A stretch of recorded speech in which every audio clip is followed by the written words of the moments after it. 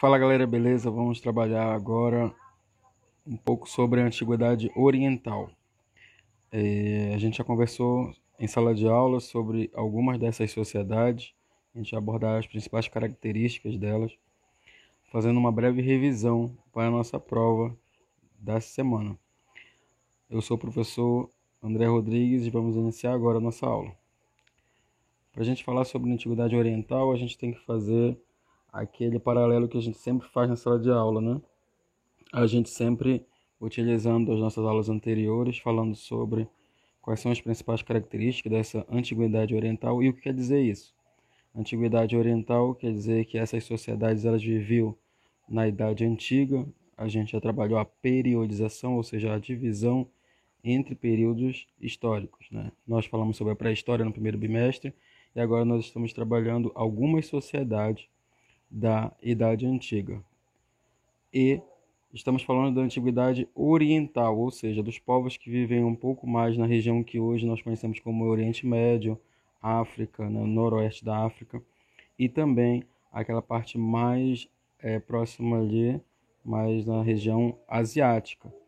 E a gente usou o nosso mapa justamente para a gente se localizar no espaço, né? Nós temos um mapa na sala de aula e por isso que ele está ali naquele local, para a gente saber se localizar no espaço.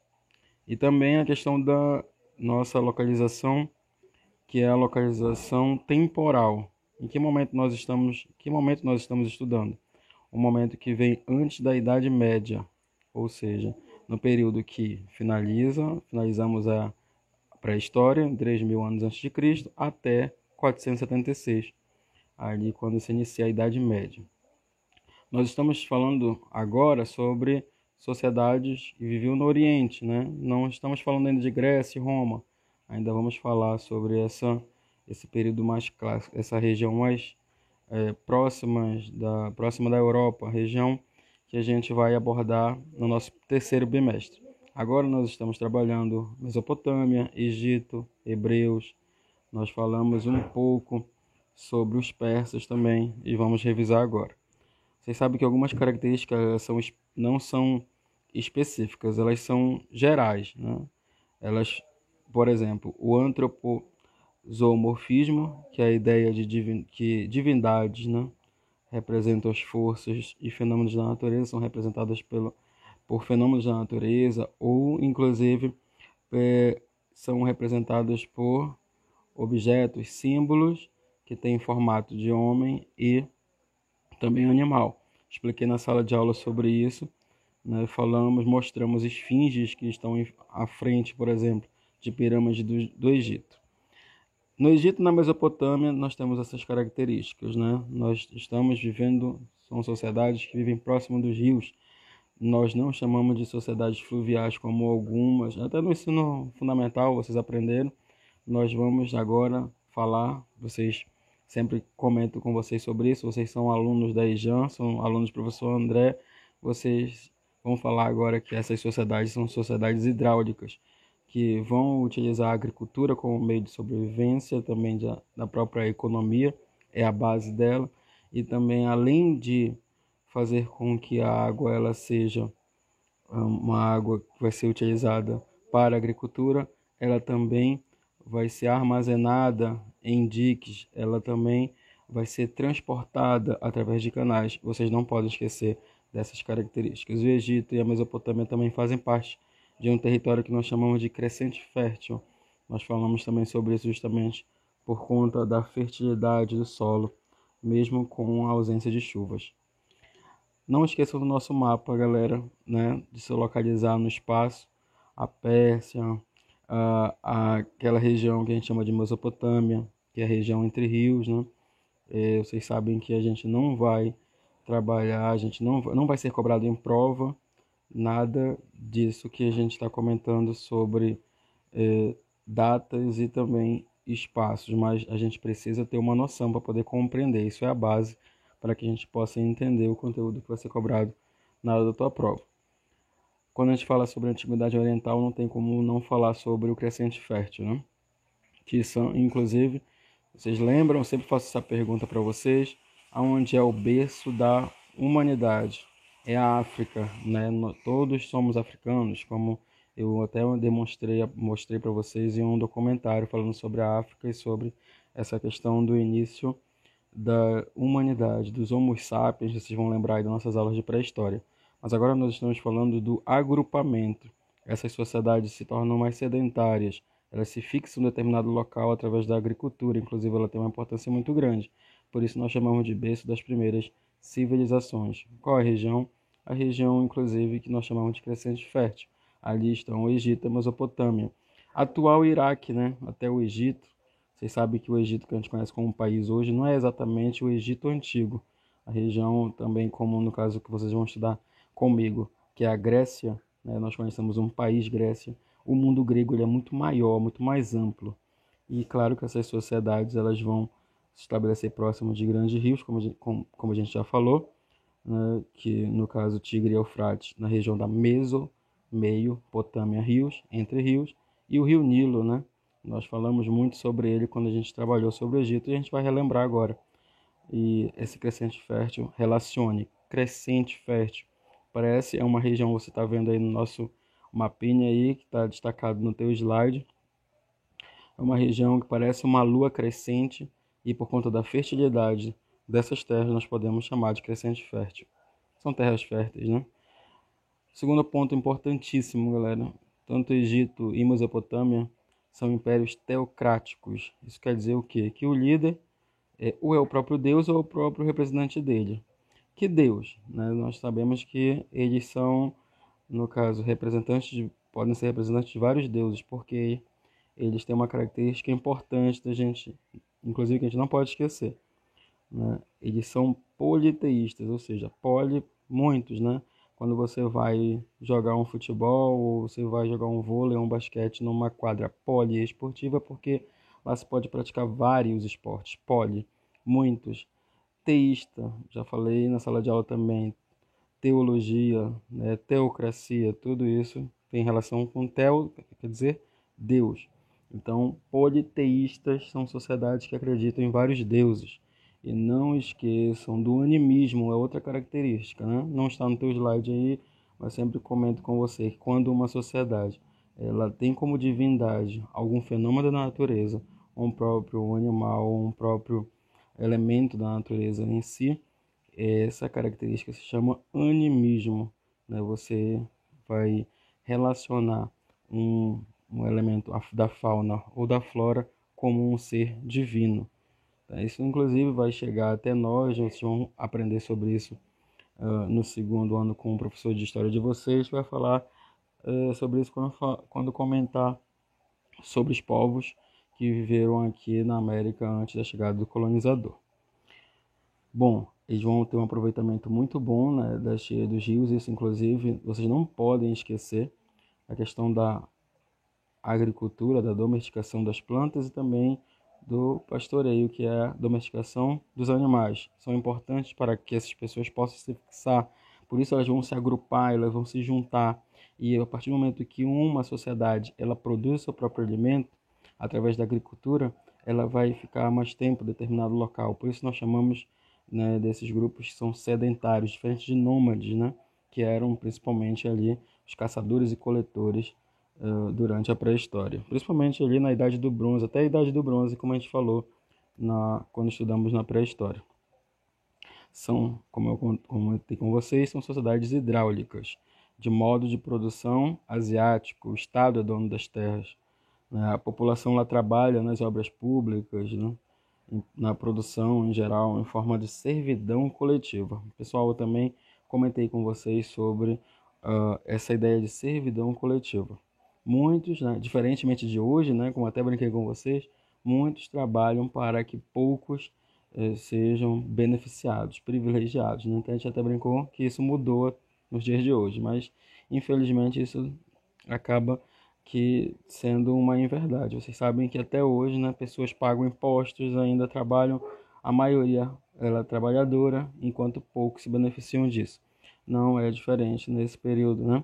Mas não esqueçam de diferenciar servidão e qual é a diferença entre servidão e escravismo. A ideia de pertencimento, né? A servidão, no caso da servidão, que é uma servidão coletiva, e eu já expliquei em sala de aula, não existe a ideia de que um homem ele é dono de outro. A diferença entre servidão e escravismo. No escravismo, sim, o escravo ele é, no caso na escravidão moderna, ele é considerado uma coisa, né? A coisificação do escravo. Ele é uma propriedade, ele é propriedade de outro homem e ele pode ser vendido, comercializado, trocado, alugado. No caso da servidão, essa ideia aí, ela não existe ainda na antiguidade.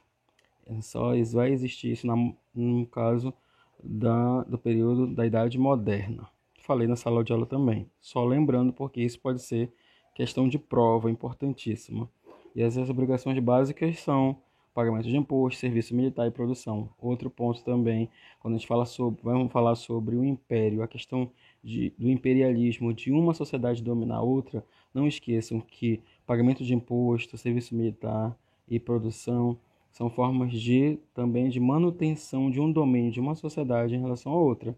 Mas vocês não podem também esquecer dos elementos culturais, né, que inclusive é a obrigatoriedade de uma sociedade que é dominada seguir a religião daquele que o domina. Não esqueçam disso também, que é um ponto importante, né? Uma habilidade que vocês têm que ter de analisar não só a questão econômica, mas também a cultural, como formas de processo aí de dominação.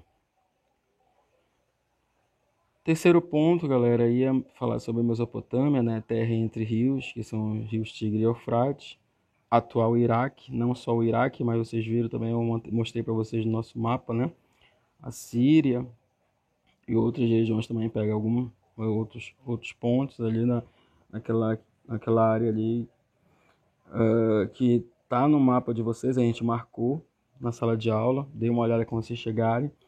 E também nós vamos falar que existem vai existir também impérios ali constituídos como o Império Babilônico, e ele é muito importante. Vejam uma tabela aí, ó, que fala sobre os sumérios, quais são os povos, aí os sumérios, acádios, amoritas, assírios, caldeus.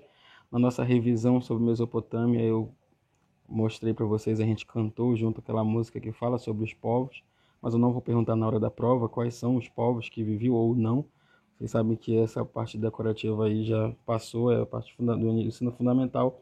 Vocês vão pensar mais um pouco sobre quais são as características principais que vão fazer com que o que vai chegar até nós como herança na nossa sociedade.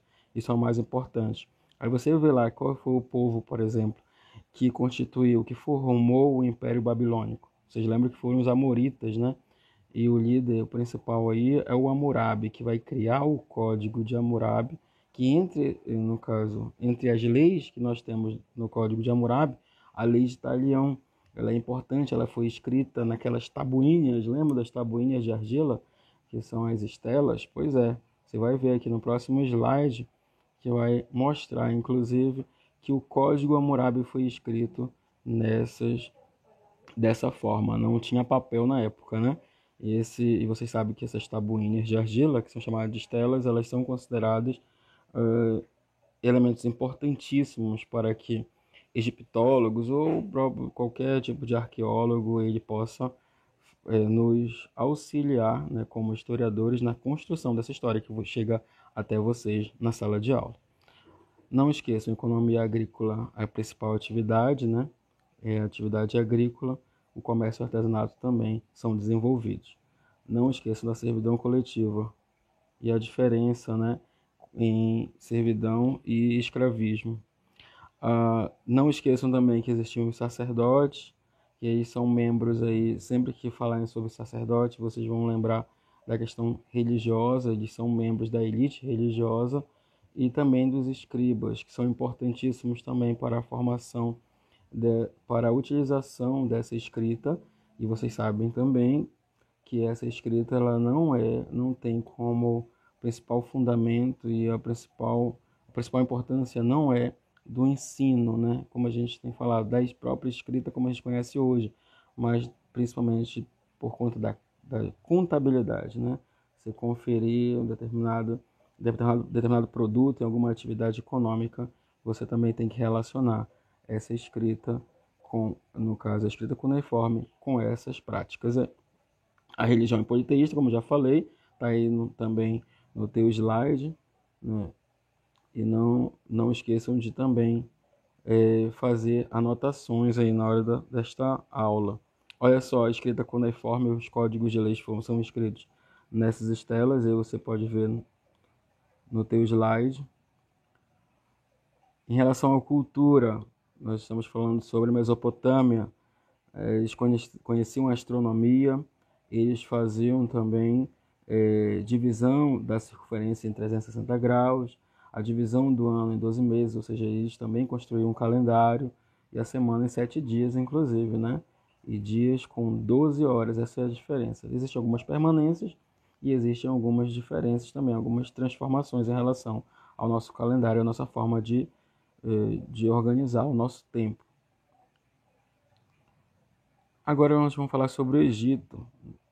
O Egito tem aí como principal o rio Nilo, né? Nós falamos sobre o rio Nilo, a importância dele, sobre as defesas naturais também, que são os desertos, o mar Mediterrâneo, o mar Vermelho.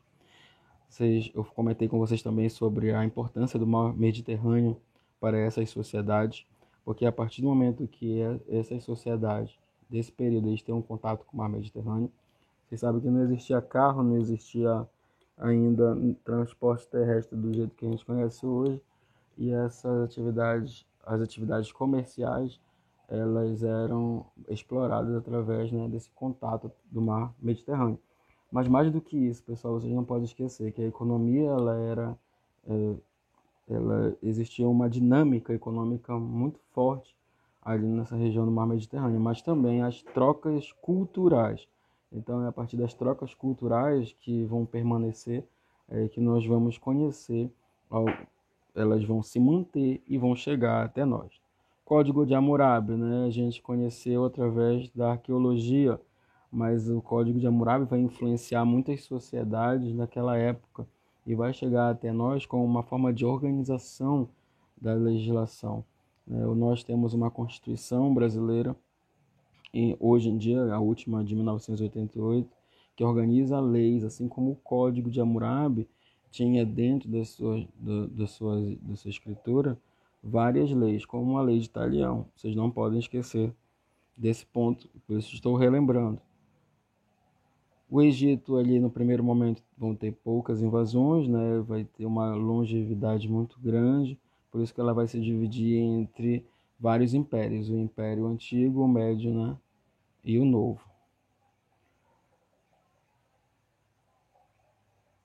Vamos falar aqui sobre o Antigo Império, né?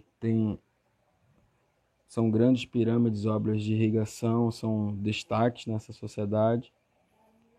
O controle administrativo é feito pelo Estado e os altos funcionários. A gente fez essa separação também na sala de aula da sociedade em si.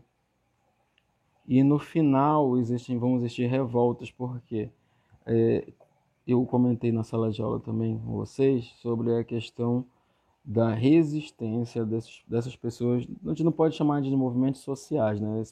O termo movimentos sociais só vai existir no final do século XIX, mas é uma contestação, são movimentos de contestação, porque muitos estão trabalhando, existe um trabalho, né, através da servidão coletiva, muitos estão trabalhando, pagando imposto para que poucos possam se beneficiar.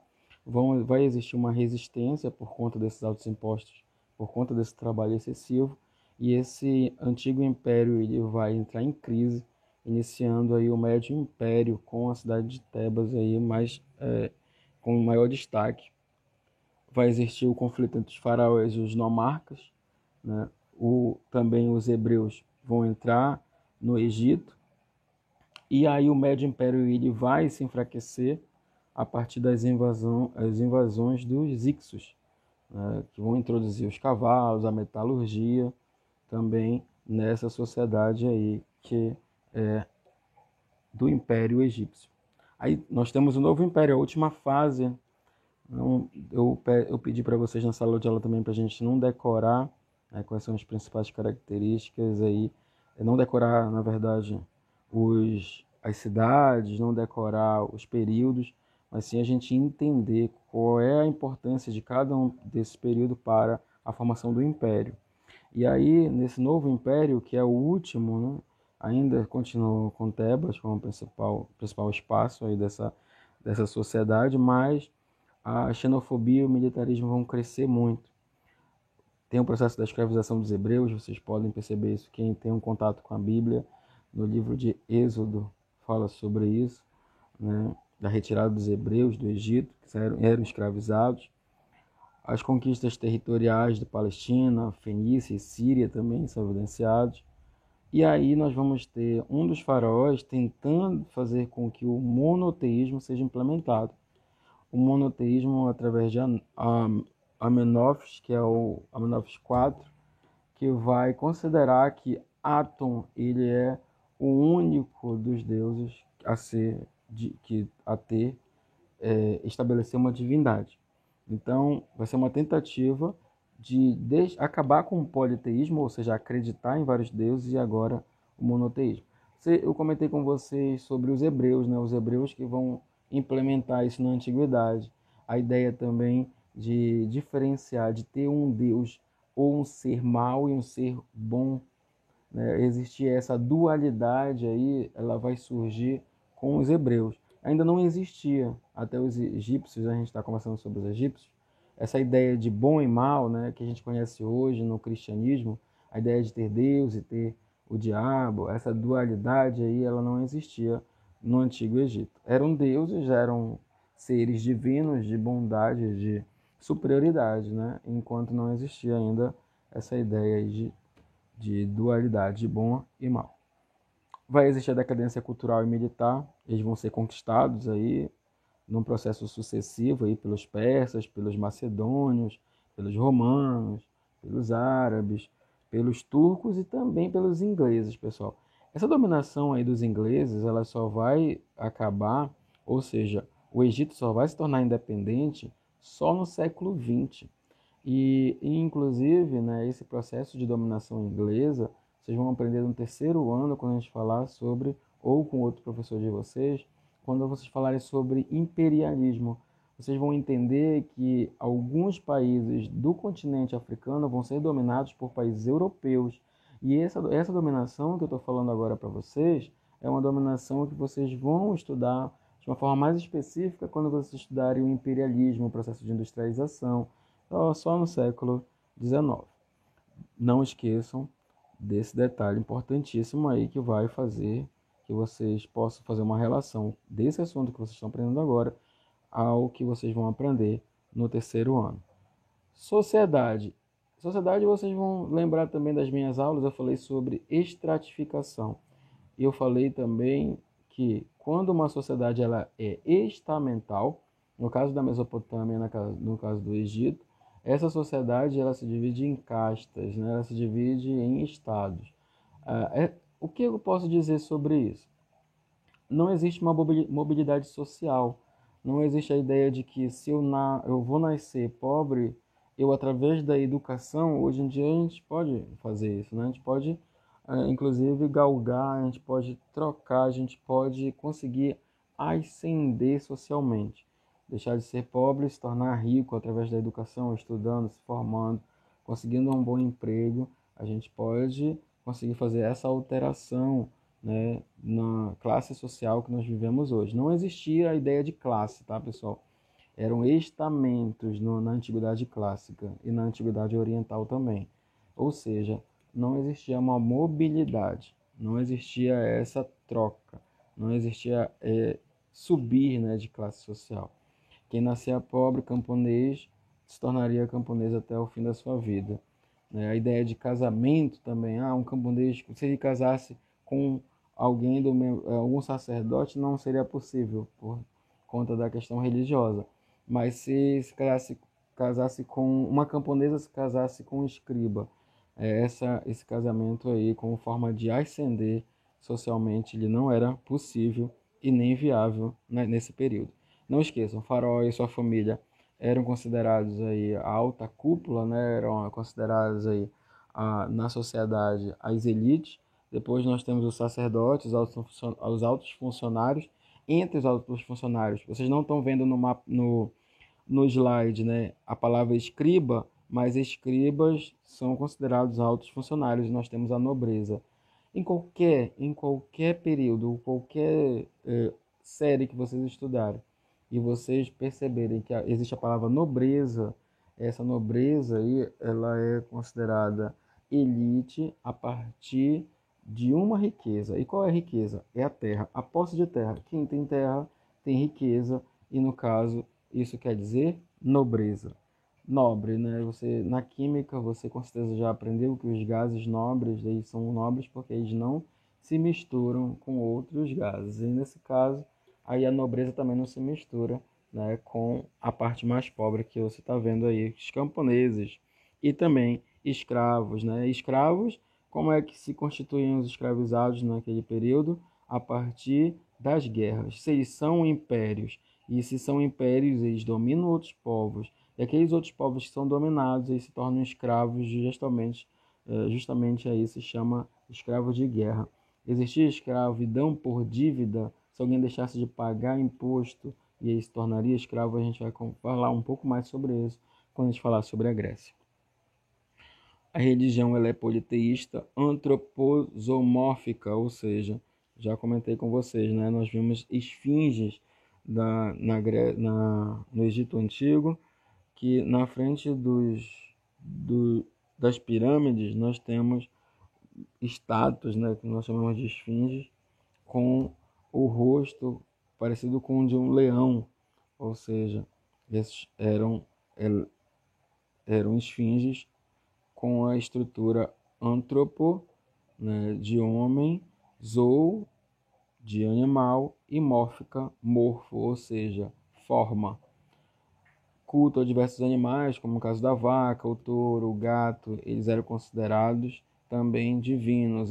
Animismo, o nome dessa característica. O sol, né, que é o deus Ra, Amon-Ra, e é o principal deus da crença na vida após a morte. Falamos sobre o processo de mumificação também. Essa ideia de que eu perguntei na sala de aula se vocês conheciam alguma pessoa da família de vocês que era espírita ou que acreditava em vida após a morte. Ainda é uma permanência, ainda é uma herança, inclusive que vem do Egito Antigo, a ideia de crer na vida após a morte. Os egípcios conheciam a medicina, a anatomia, né, as técnicas de mumificação, como eu falei. O calendário ele não era lunar, ele era solar, e o ano era dividido em 12 meses de 30 dias.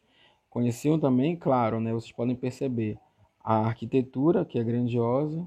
Eles vão se especializar em obras hidráulicas e religiosas. No caso aí, as pirâmides são consideradas religiosas porque é ali que vão permanecer os faraós, principalmente, alguns sacerdotes também, mas exceção da regra. Na regra são os faraós e a família dos faraós que vão ser mumificados para que permaneçam no mesmo corpo na vida após a morte. Os fenícios aí, no caso, eles se constituíam, eles permaneceram por um bom tempo, onde é o atual Líbano. Eles já eram um pouco diferentes dos egípcios e dos mesopotâmicos, porque eles constituíam na sua política uma descentralização. Ou seja, eles não tinham ainda essa ideia de império, ou seja, de conquistar outros espaços, outros povos. Eles se organizavam em cidades-estados. Ugarit, Biblos, Sidom, Tiro eram, no caso, são alguns exemplos dessas cidades-estado. Pessoal, cidade-estado, não esqueçam, cidade-estado é quando esses espaços, esses locais, essas cidades, elas são independentes, ou seja, elas constituem seu governo, sua cultura. Na verdade, eles têm a política, ela é independente, uma cidade em relação a outra. Ou seja, não existe domínio entre uma sociedade e uma cidade e outra. Existe uma independência e são assim chamados de cidades-estados. Isso é um termo criado aí pelos europeus, né? Não um termo aí dos fenícios, tá? Isso foi construído posteriormente, principalmente pelos gregos. Eles vão fundar colônias no mar Mediterrâneo, como Cartago, que é na Tunísia, Cádiz e Málaga, que é hoje na Espanha, e Palermo, que inclusive é na Itália. Qual o maior legado dos fenícios, galera? O alfabeto. Comentamos um pouco sobre isso na nossa aula também. Os persas, eles viviam no atual Irã, é uma outra sociedade dessa época. Vocês vão aprender, a gente vai falar um pouco mais sobre os medos quando a gente falar sobre as guerras médicas, que é uma guerra entre os persas e os gregos, né? Os gregos vão se unir contra os persas, né? Que são povos aí dessa antiguidade oriental contra os povos da antiguidade ocidental.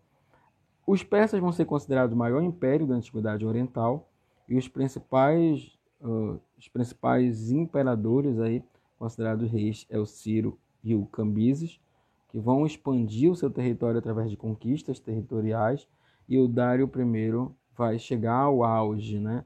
E assim como vocês vão estudar no Império Romano, logo depois do auge vem a decadência, né? Vai se dividir as províncias. A primeira moeda internacional vai ser criada, é o Dárico. Já podem perceber que vai ser, né, no governo do Dário I. Rede de estradas de comunicações vão ser desenvolvidas, pessoal.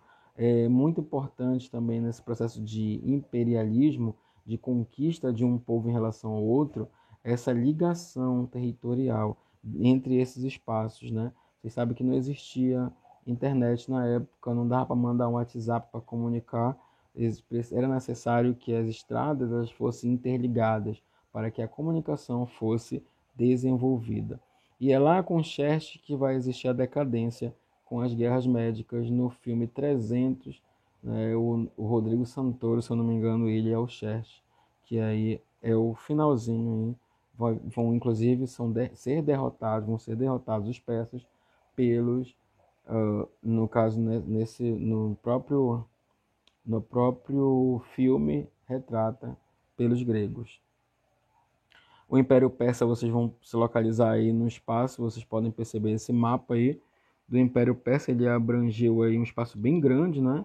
Vocês podem perceber, da Antiguidade Oriental, eles foram os maiores, e do Ocidental, da Antiguidade Ocidental, vocês vão conhecer o Império Romano, comigo nas nossas próximas aulas.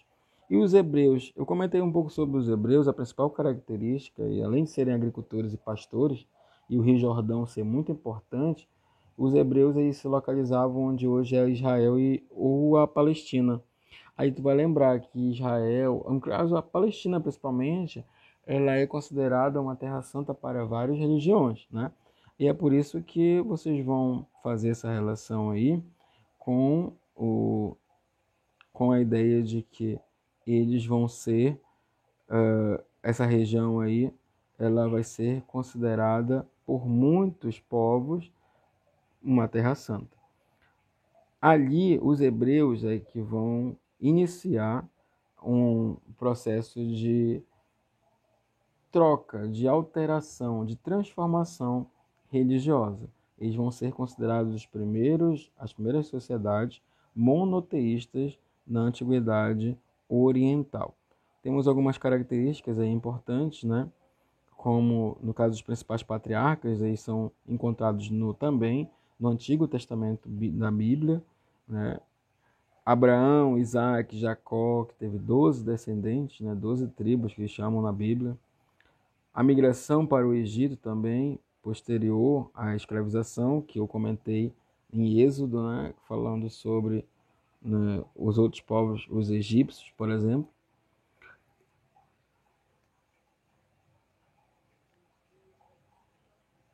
Eles vão chegar até o enfraquecimento desses grupos depois aí da sua cisma. Pessoal, cisma quer dizer quebra, ou seja, eles vão quebrar, eles vão começar a se desconstruir.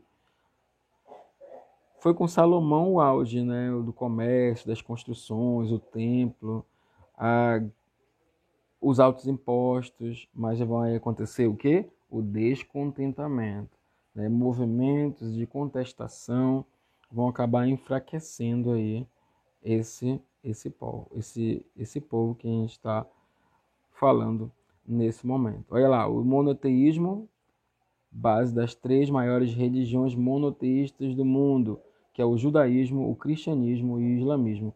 Por isso existem ainda até hoje conflitos religiosos, né, por conta dessa terra, que é uma terra santa para essas 3 religiões, até os dias de hoje, né?